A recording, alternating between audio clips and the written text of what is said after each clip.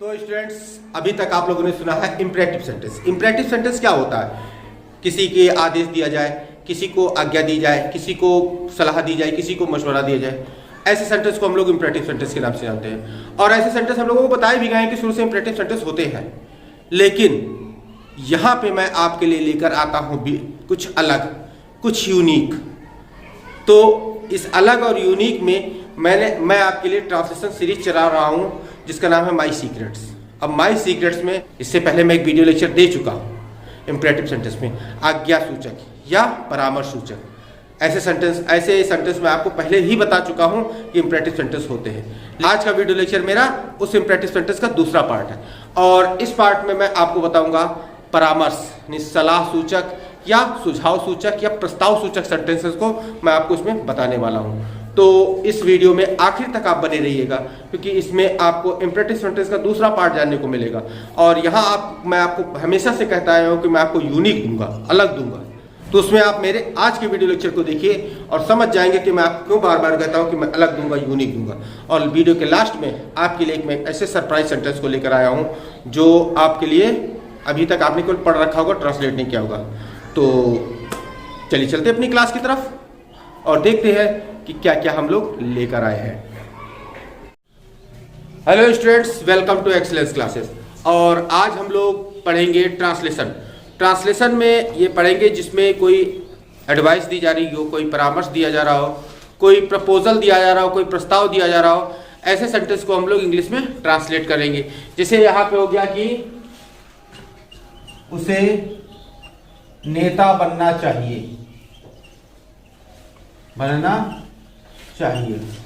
इस टाइप के सेंटेंस। या फिर आपके लिए यहां ठहरना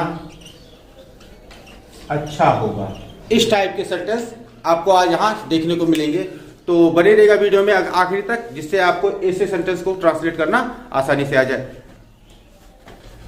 तो स्टूडेंट्स, यहाँ पे हम लोग देखते हैं कि जिन वाक्यों में किसी व्यक्ति को सलाह या परामर्श का भाव स्पष्ट होता है, उसकी बनावट कुछ इस प्रकार से कैसे प्रकार से होती है कि तुम या आप लिखा है, उसके साथ वर्ब लगेगा और फिर ए आएगा या ये आएगा या ओ आएगा।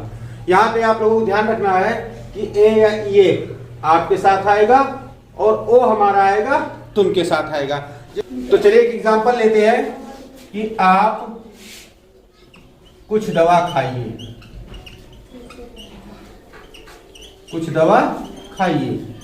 तो इसको जो हम लोग इंग्लिश में ट्रांसलेट करेंगे, यहाँ पे देखिए कि ये परामर्श दिया जा रहा है कि आप दवा खाइए, कुछ दवा खा लीजिए जिससे आप ठीक हो जाए। तो यहाँ एक परामर्श दिया जा रहा है, तो कुछ दवा खाइए। तो यहाँ पे हो जाएगा टेक।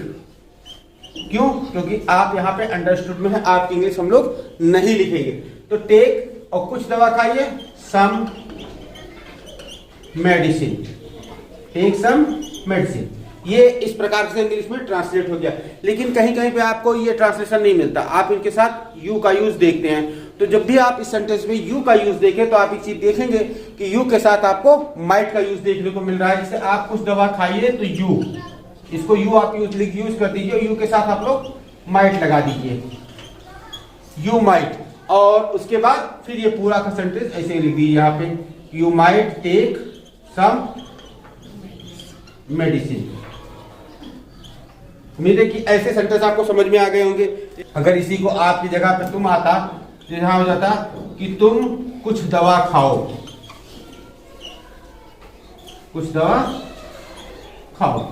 यहां पे मैंने आपको बताया था कि तुम के साथ ओ का यूज किया जाएगा। तो यहां देख लीजिए तुम के साथ ओ का यूज मैंने कर दिया है। तो यहां पे हो जाएगा कि टेक सम मेडिसिन, ये भी वही सेंटेंस हो जाएगा, टेक सम मेडिसिन। और यहां पर भी हो जाएगा you might take some medicine. Clear? तो उम्मीद है कि ऐसे सेंटेंस में आपको कंफ्यूजन नहीं रह गई होगी कि इसको इंग्लिश में किस प्रकार से ट्रांसलेट किया जाएगा। तो चलिए इसे नोट कर लीजिए, फिर अगले नियम की तरफ हम लोग आगे बढ़ते हैं।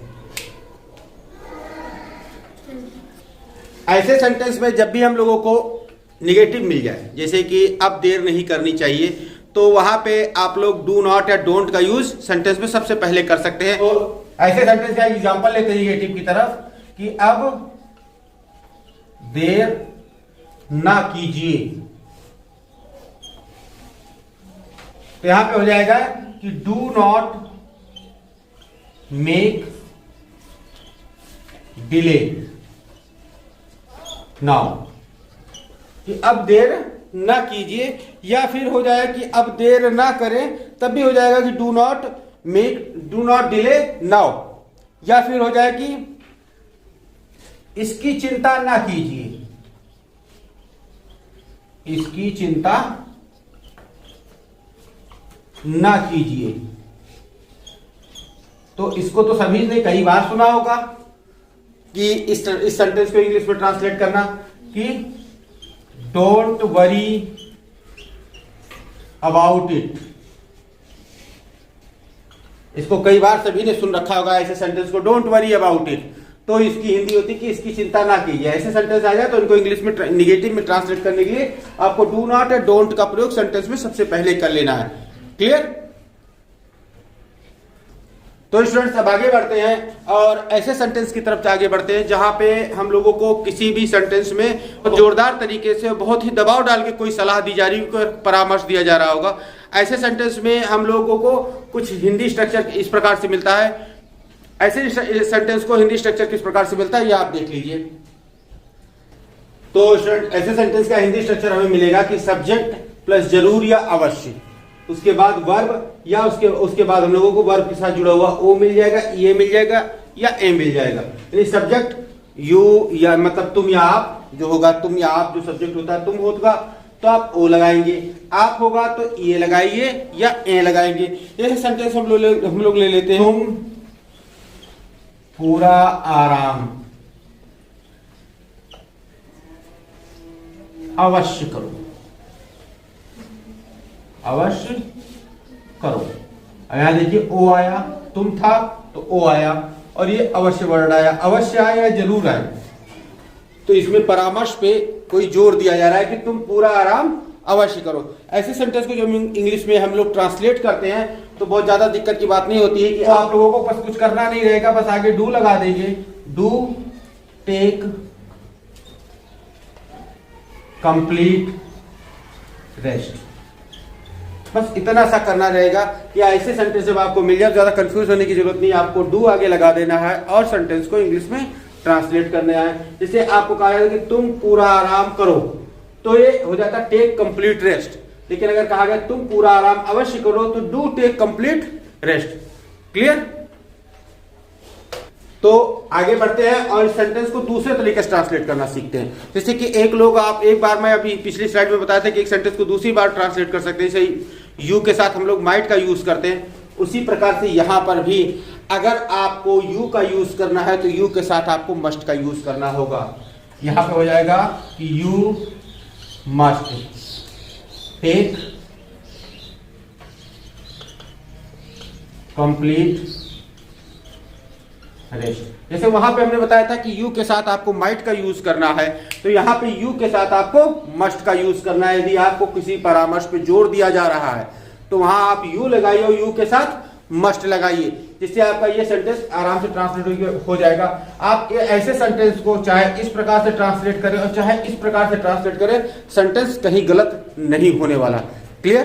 तो चलिए इसे नोट कर लीजिए, फिर हम लोग अगले नियम की तरफ आगे बढ़े।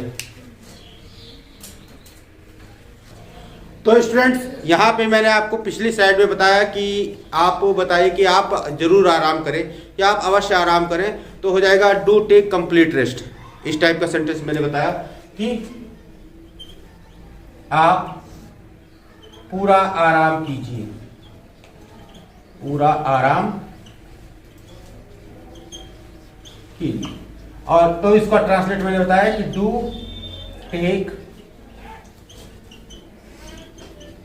कंप्लीट रेस्ट, या फिर हो जाएगा कि you must take complete rest. आप लोगों के माइंड में कंफ्यूजन चल रही होगी कि ये रूल तो सेंटेंस के साथ आपने पिछली स्लाइड में बता दिया, तो फिर दोबारा क्यों लिख दिया?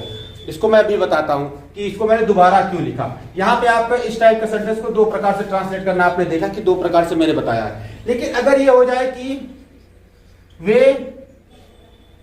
यहां पर हो जाएगा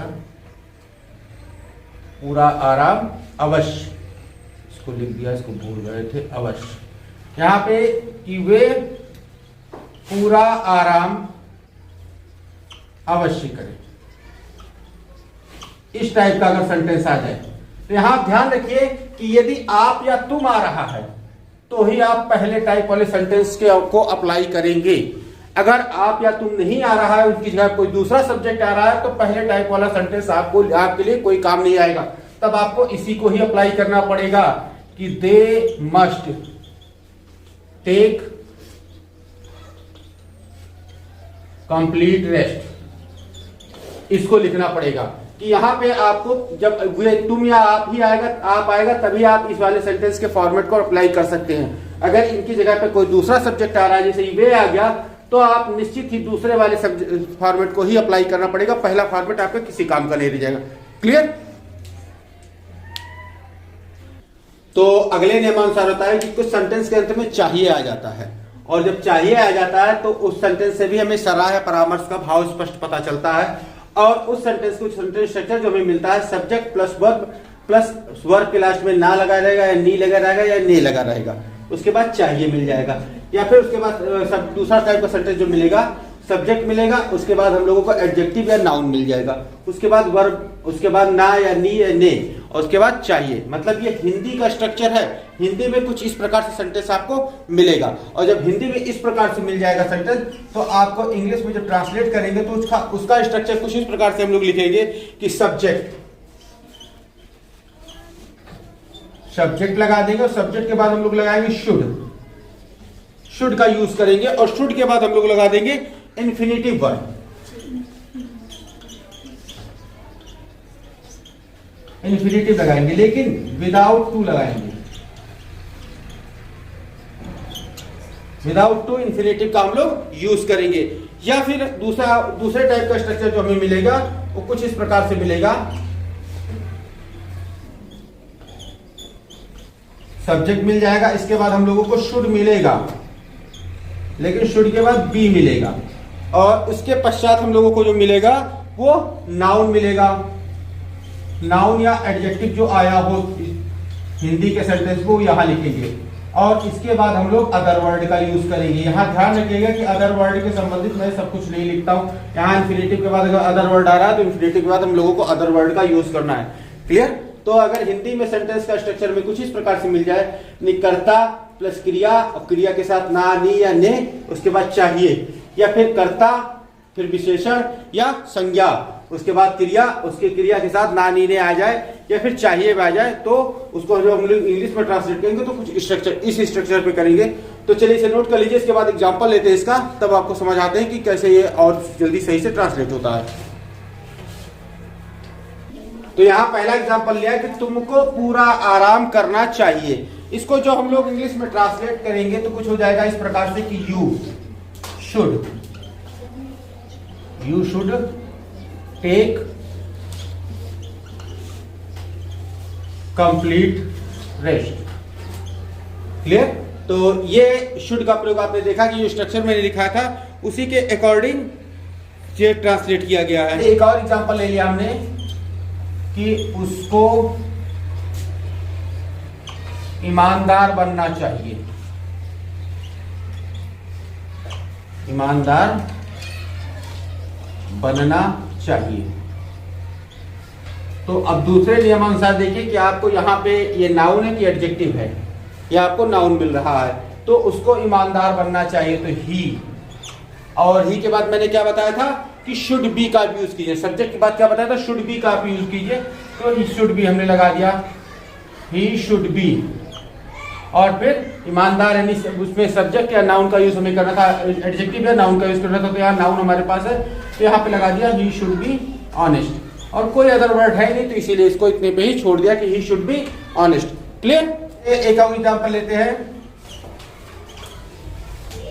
कि मोहन को डॉक्टर बनना चाहिए। डॉक्टर बनना चाहिए, तो मोहन सब्जेक्ट है, सबसे पहले हम लोग सब्जेक्ट में लिख देते हैं मोहन, और शुड बी, और फिर ये डॉक्टर ये नाउन है तो यहां लिख दिया हमने शुड बी डॉक्टर। क्लियर कि Mohan should be a doctor या डॉक्टर लिख देते हैं कि एक डॉक्टर बनना चाहिए या फिर डॉक्टर बनना चाहिए, हो जाएगा। क्लियर। तो उम्मीद है कि वो स्ट्रक्चर वो रूल आपको समझ में आ गया होगा। तो चलिए इसे नोट कर लीजिए, फिर इसके बाद हम लोग आगे बढ़ते हैं। तो स्टूडेंट्स यहाँ पे हम लोगों ने शुड का यूज सीखा। अब शुड के बाद अगर आ जाते हैं किसी में अगर नॉट का निगेटिव आ जाए तो आपको क्या करना है। आप नॉर्मल सा जैसा सबके साथ निगेटिव बनाते हैं कि शुड के साथ आप नॉट लगा सकते हैं, शुड के साथ आप नॉट लगा सकते हैं, या जो शुड बी है उसमें आप लोग बी के पहले और शुड के बाद नॉट का यूज कर सकते हैं और ये सेंटेंस हमारा ट्रांसलेट हो जाएगा। इसमें कुछ ज्यादा करना नहीं रहता है कि शुड के बाद आप नॉट लगा दीजिए या शुड बी के बीच में आप नॉट लगा दीजिए और सेंटेंस हमारा निगेटिव बन जाएगा। क्लियर। तो स्टूडेंट्स अगले नियमानुसार हमारे पास आता है कि ऐसे सलाह सुझाव व्यक्त करने वाले सेंटेंस जिनसे ये पता चले कि यह कार्य करना उचित होगा या अच्छा होगा, तो उनकी जो सेंटेंस स्ट्रक्चर है कुछ इस प्रकार से मिलती है कि कर्ता प्लस क्रिया और क्रिया के साथ ना लगा रहेगा और फिर अच्छा होगा या उचित होगा। तो इसका सेंटेंस स्ट्रक्चर कुछ इस प्रकार ये होगा कि आपको अपने स्वास्थ्य का ध्यान रखना अच्छा होगा, यानी कि यहाँ पे देखिए कि ये आपको है, फिर अपने स्वास्थ्य का अगर बढ़ रहा है, यानी कि ये चीज यहाँ पे सब्जेक्ट के साथ ही जोड़ी जा रही है। फिर ध्यान रखना यानी क्रिया के साथ ना लग गया और अच्छा होगा, ये सेंटेंस आ गया। इसका स्ट्रक्चर कुछ इस प्रकार से रखेंगे हम लोग कि यहाँ पे इसको लिखेंगे सब्जेक्ट करेंगे हम लोग प्लस हैड बेटर डाल देंगे हम लोग यहाँ पे हैड बेटर, और इसके साथ हम लोग जोड़ देंगे इंफिनिटिव। लेकिन यहां इंफिनिटिव जो होगी बिना टू के यूज की जाएगी, ये टू नहीं लगाया जाएगा इसके साथ। जैसे you had better, you had better. अब फिर हो जाएगा इंफिनिटिव मतलब अपने स्वास्थ्य का ध्यान रखना, take care of your health. You had better take care of your health. Clear. अगला एग्जांपल लेते हैं, आपके लिए डॉक्टर की सलाह लेना उचित होगा। तो ये हो जाएगा कि यू हैड बेटर कंसल्ट, और फिर किससे, डॉक्टर की सलाह, टू अ डॉक्टर।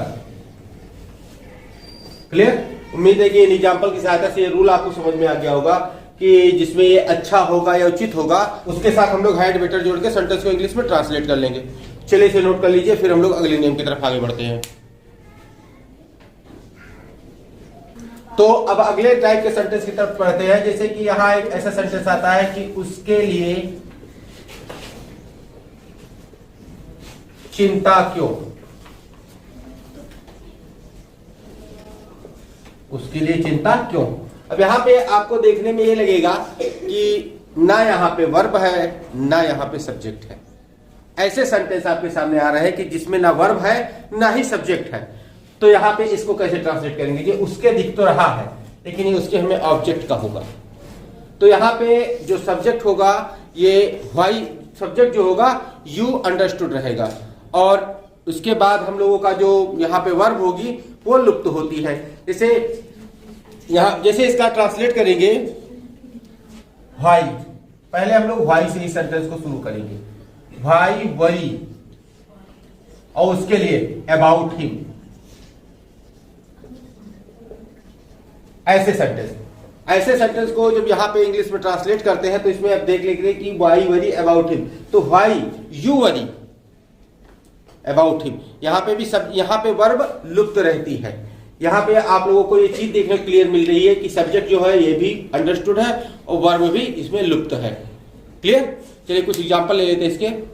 यहाँ पे दो एग्जांपल लिया है कि आज ही प्रस्थान क्यों नहीं करते, मतलब तुम आज ही क्यों नहीं चले जाते, ये इसका सेंस निकल रहा। तो यहाँ पे यू नहीं लगाया जाएगा, यू नहीं लगाया तो व्हाई, और व्हाई के बाद हम लोग क्या लगाएंगे, यहाँ पे व्हाई के बाद सीधे हम लोग इंफिनिटिव का यूज करेंगे विदाउट टू के साथ। तो यहाँ पे निगेटिव है तो व्हाई नॉट, और इंफिनिटिव विदाउट टू स्टार्ट, और फिर टुडे। क्लियर। इसका जो रूल होगा वो इस प्रकार से होगा, व्हाई लगाएंगे और व्हाई के बाद हम लोग इंफिनिटिव का यूज कर लेंगे, इंफिनिटिव विदाउट टू के साथ, विदाउट टू के साथ हम लोग इंफिनिटिव का यूज कर लेंगे। तो यहाँ पे ये देखिए कि व्हाई नॉट स्टार्ट टुडे। अब यहाँ पे हो गया कि अभी कार्य समाप्त क्यों नहीं करते, तो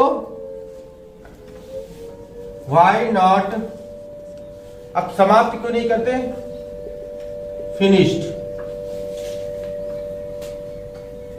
सॉरी फिनिश नहीं रहेगा, फिनिश रहेगा, करते, प्रेजेंट टेंस में जा रहा है। तो व्हाई नॉट फिनिश, और कार्य को द वर्क नाउ, मतलब अभी, why not finish the work now. तो ऐसे सेंटेंस जब आएंगे कि आप यहाँ पे जो सब्जेक्ट नहीं दिखाई दे रहा है, वर्ब नहीं दिखाई दे रही, तो उसके लिए क्या करेंगे, व्हाई लगाएंगे और इंफिनिटिव का यूज कर देंगे इसमें। क्लियर, इसमें आपको क्लियर वर्ब नहीं दिखाई देगी।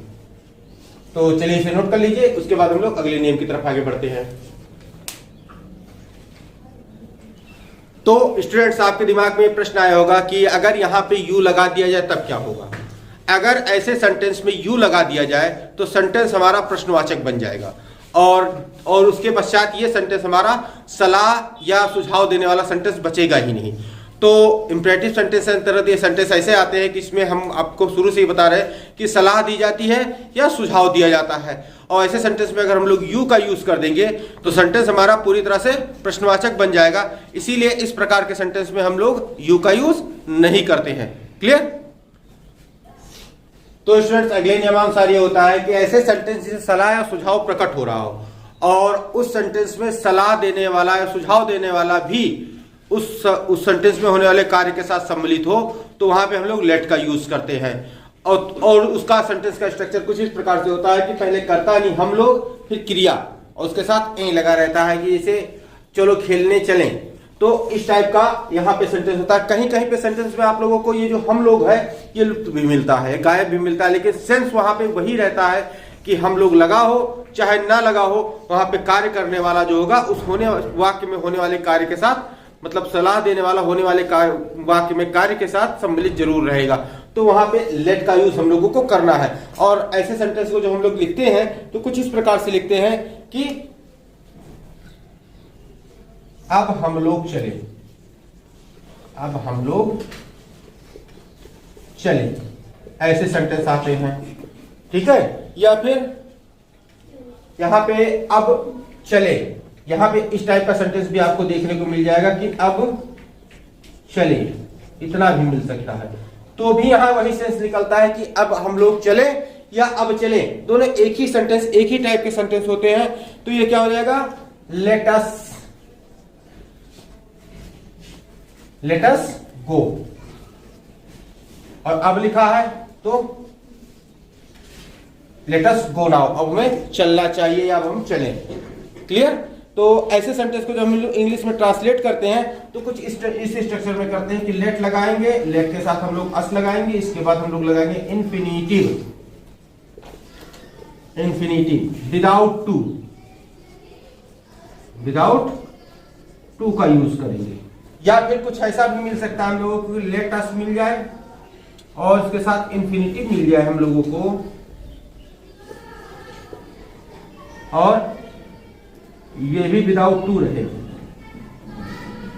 विदाउट टू, और उसके साथ शैल बी का भी यूज मिल सकता है, लेकिन इसके बाद हम लोग क्वेश्चन मार्क लगेगा, क्योंकि ऐसे सेंटेंस में जब हम लोगों को दिखाई देता है तो कुछ प्रश्न का भाव व्यक्त होता है कि वहां पे शायद प्रश्न पूछा जा रहा है, तब वहां पे हम लोग शैल बी का यूज कर देते हैं। क्लियर। तो चलिए इसे नोट कीजिए, फिर हम कुछ इसके एग्जाम्पल लेते हैं, इससे समझ में आ जाएगा आपको। तो चलिए अब हम ट्रांसलेट करते हैं इसके सेंटेंस को कुछ। जैसे यहां लिया हमने, वही सेंटेंस ले लिया कि अब हम लोग चले, अब हम लोग चले, तो ये एक सेंस मिलेगा, अब हम लोग चले, सलाह दी गई। तो यहां पे हम लोग आराम से कर लेंगे कि let us go now, stop लगा दे। लेकिन अगर किसी सामने इसका क्या कि अब हम लोग चले, तो अर्थात यहाँ पे सेंटेंस सुन के ही आपको लग रहा है कि प्रश्न पूछा जा रहा है, तो ये सीधा हो जाएगा हमारे पास, यहाँ पे जाएगा let us go now shall be, ये लगा देंगे क्वेश्चन मार्क, क्योंकि यहाँ पे एक ऐसे क्वेश्चन टाइप का उसका पूछा जा रहा है, प्रश्न टाइप का पूछा जा रहा है कि अब हम लोग चले। अगर सेंटेंस में आपको यहाँ पे दिख रहा है कि ऐसे लिखा है कि अब हम लोग चले, ये ऐसे दिखेगा तो आपको ऐसे करना है। अगर यही सेंटेंस कुछ इस प्रकार से दिखेगा कि अब हम लोग चले, तो यहाँ पे आपको पूरा फुल स्टॉप नहीं मिलेगा, आपको क्वेश्चन मार्क मिलेगा। और जब क्वेश्चन मार्क मिलेगा तो आपको ऐसे सेंटेंस को ट्रांसलेट करना है। क्लियर? क्योंकि यहाँ पे ये प्रश्न के रूप में पूछा जा रहा है, यहाँ पे एक सेंटेंस नॉर्मल सेंटेंस के रूप में कहा जा रहा है। क्लियर? तो उम्मीद है कि दोनों का अंतर आपको समझ में आ गया होगा कि यहाँ पे अगर कहा गया कि हम लोग समाज सेवा करें, तो यहां अगला एग्जांपल दिया कि हम लोग समाज सेवा करें, तो पूर्ण विराम अगर होता तो लिखते late us do social service, social service. लेकिन अगर यही चीज यहां लिखी होती कि हम लोग समाज सेवा करें और इसके बाद क्वेश्चन मार्क लगा होता, तो यहां हो जाता let us do social service.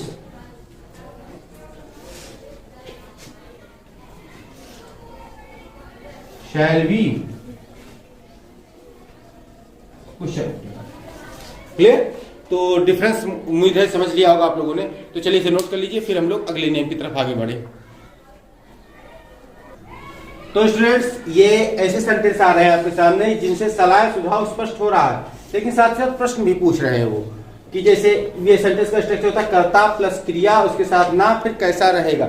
जैसे यहाँ पे होगा कि एग्जाम्पल ले लिया हमने कि सिनेमा चलना कैसा रहेगा, सिनेमा चलना कैसा रहेगा। मतलब यहाँ पे आप लोगों को एक सलाह दी जा रही है, लेकिन साथ ही साथ प्रश्न भी किया जा रहा है। और ऐसे सेंटेंस जब हम इंग्लिश में ट्रांसलेट करते हैं, तो ट्रांसलेट करते समय हम लोग ये पाते हैं कि जैसे यहाँ पे ऐसे लिखा जाएगा हाउ अबाउट, हाउ अबाउट, या फिर हम लोग लिख लेंगे व्हाट अबाउट, व्हाट अबाउट। ये दोनों चीज लिखेंगे, हाउ अबाउट या व्हाट अबाउट लिखेंगे, और इसके बाद हम लोग लगा देंगे वर्ब की आईएनजी फॉर्म, यानी कि present participle, present participle form, इसको हम लोग लगा देंगे। और फिर जो दूसरा स्ट्रक्चर के अनुसार हम लोग करते हैं कि हम लोग लगा देते हैं सपोज, सपोज या सपोजिंग, सपोज या सपोजिंग का यूज कर देते हैं। उसके बाद सब्जेक्ट लगा देते हैं हम लोग, सब्जेक्ट लगा देते हैं, और सब्जेक्ट के बाद यूज कर देते हैं वर्ब। वर्ब कौन सी यूज करते हैं? प्रेजेंट, वर्ब की प्रेजेंट फॉर्म का यूज करते हैं। कि यहाँ पे हम लोग इसको जब ट्रांसलेट करेंगे कि सिनेमा चलना कैसा रहेगा, तो ये हो जाएगा कि व्हाट या हाउ, दोनों में से कोई एक हम यूज कर लेंगे। और अबाउट, व्हाट या हाउ अबाउट, व्हाट अबाउट या हाउ अबाउट। और फिर सिनेमा चलना, गोइंग टू द पिक्चर्स। यहां पे आप पिक्चर्स का भी यूज कर सकते हैं और सिनेमा का भी यूज कर सकते हैं, कि हाउ अबाउट या what about going to the cinema या going to the pictures. Cinema किस पर्पज से जाया जा रहा है, वहां सीधे पर्पज ही उसका लिख दिया गया कि हम लोग पिक्चर देखने जा रहे हैं, कि यहाँ पे इस टाइप का होगा। या फिर इसको हम लोग सपोज के अकॉर्डिंग जब करेंगे तो यहाँ पे लिख देंगे सपोज, सपोज या सपोजिंग, सपोज या सपोजिंग। और फिर क्या हमने बता रखा है कि आप लोग सब्जेक्ट का, सब्जेक्ट क्या है हमारे पास, सब्जेक्ट हिडर है। और कौन सा सब्जेक्ट आपको मिलेगा हिडर है, तो वी मिलेगा, तो वी का यूज करेंगे। वी लगाया और उसके बाद क्या लगाना है हम लोगों को, वर्ब की प्रेजेंट फॉर्म। वर्ब की कौन सी फॉर्म इसमें आ रही है, चलने वाली, तो गो टू द पिक्चर्स लिख दे या सिनेमा लिख दे, जो लिखना हो आप लिख लीजिए। फुल स्टॉप यहां लगा देंगे, क्वेश्चन मार्क था यहाँ फुल स्टॉप लगेगा। क्लियर? तो उम्मीद है ये चीज आपको समझ में आ गई होगी। चलिए इसे नोट कर लीजिए और फिर इसके एक दो एग्जांपल ले लेते हैं और जिससे समझ में आ जाए आपको। तो यहाँ पे हमने लिया कि पिकनिक मनाना कैसा रहेगा। अब पिकनिक मनाने का क्या हो जाएगा हमारे सबके पास कि व्हाट या हाउ का यूज कर लेंगे हम लोग, और फिर अबाउट। और मनाना मतलब सेलिब्रेट करना, एंजॉय करना, तो एंजॉइंग। और फिर पिकनिक, पिकनिक। तो व्हाट या हाउ अबाउट एंजॉइंग पिकनिक। अब इसको अगर हम लोग सपोज करें तो क्या हो जाएगा, सपोज या सपोजिंग कर देंगे हम लोग, सपोजिंग। और उसके बाद सब्जेक्ट का यूज करेंगे, सब्जेक्ट हो जाएगा वी हमारे पास, और उसके बाद we enjoy picnic. Clear? Suppose या सपोजिंग वी एंजॉय पिकनिक। इसी प्रकार से ये सेंटेंस आप लोग स्वयं ट्रांसलेट कीजिए और मेरे कमेंट बॉक्स में इसको ट्रांसलेशन इसको लिख के दीजिए। चलिए इसे नोट कर लीजिए।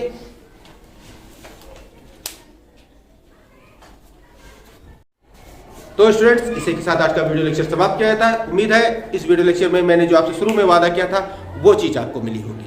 अगर वो चीज आपको मिली है तो वीडियो बिना लाइक किए हुई जाएगा नहीं। ये अभी तक आप चैनल पर नए आए हुए हैं, एकदम अलग हैं, एकदम फ्रेश चैनल पे आए हुए हैं, तो चैनल को सब्सक्राइब कर लीजिए। क्योंकि नए व्यूवर्स को मैं ये कहना चाहूँगा कि इस वीडियो में या आने वाले मेरे इस चैनल के सारे वीडियो में आपको कुछ अलग देखने को मिलेगा, कुछ हट के देखने को मिलेगा। आप कभी निराश होकर यहाँ से नहीं जाएंगे कि इस चैनल पे हम आए और कुछ मुझे अलग हट के नहीं मिला। तो सब्सक्राइब कर लीजिए और से आने वाले मेरे सारे वीडियो लेक्चर आप तक सबसे पहले पहुँचे, और वो तभी सबसे पहले पहुँचेंगे जब आप बेल नोटिफिकेशन में जाके ऑल नोटिफिकेशन का बटन सेलेक्ट कर लेंगे। तो बिना सब्सक्राइब किए हुए जाइएगा नहीं, क्योंकि मैं यहाँ पे आपको सबसे अलग टीचिंग देता हूँ, सबसे यूनिक टीचिंग देता हूँ। तो मिलते हैं अपने नेक्स्ट वीडियो लेक्चर में। Till then stay tuned with our channel, keep watching, keep running, take care, thank you and bye.